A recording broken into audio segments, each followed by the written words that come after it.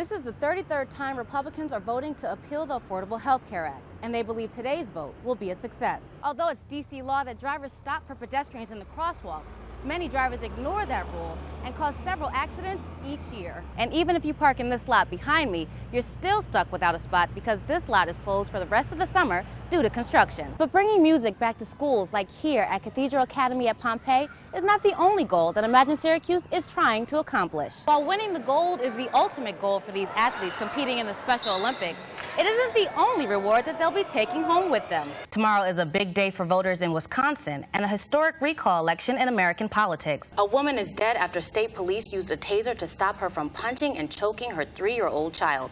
The summer solstice is at 7:09 this evening, but that's no reason not to celebrate the start of the season.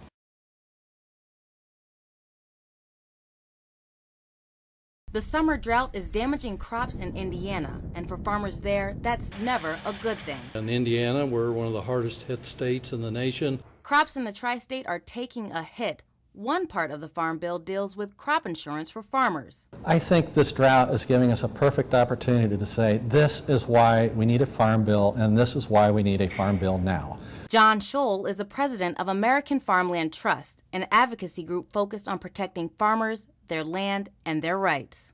The timing is urgent, the work is important, and it certainly is going to have a significant impact out in the countryside, not only to farmers, but also people that rely on farmers if we don't act and act soon.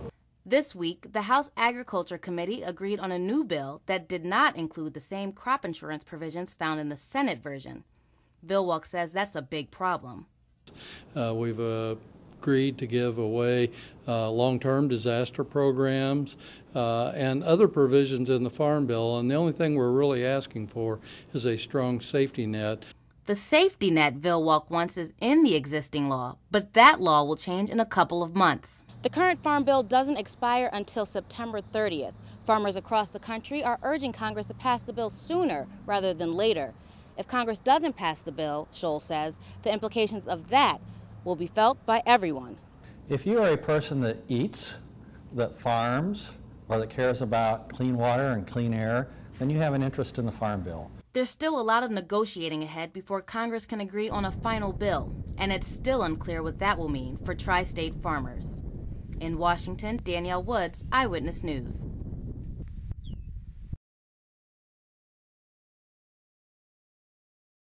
The shelves are stocked, the glass cases are full, the table displays perfectly kept. The Mr. Shop in Armory Square may seem a bit empty on a Tuesday afternoon, but business here is in no way suffering from a bad economy.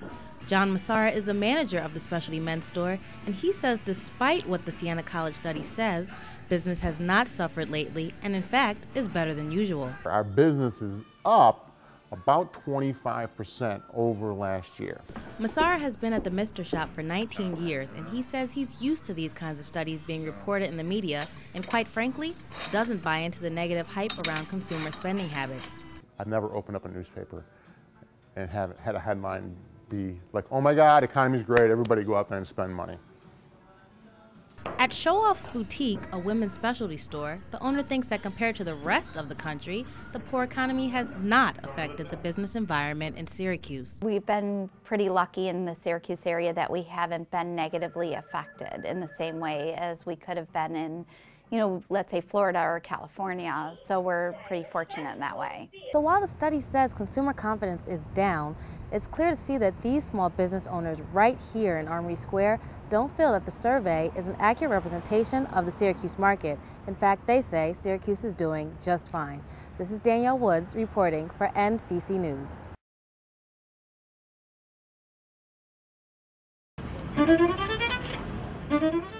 As the sun begins to set, the hum of the Air Force strings warming up can be heard on Capitol Hill. The Air Force Strings Band, made up of talented musicians from across the country, performs every summer at the Capitol.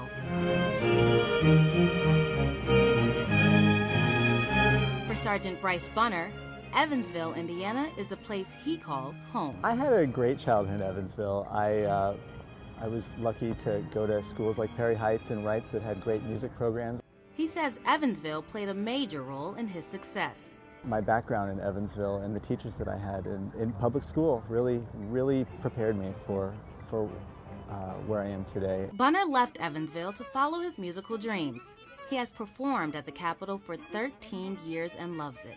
It's always a great venue and a great experience, not only to play here in the middle of this gorgeous city, but we also get to represent the excellence of all of the airmen in the Air Force. Bunner says the experience is an honor and the highlight of his career.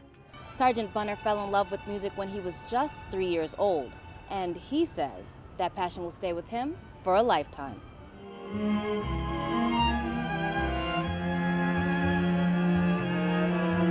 Bunner can retire from the Air Force in the next 6 to 7 years.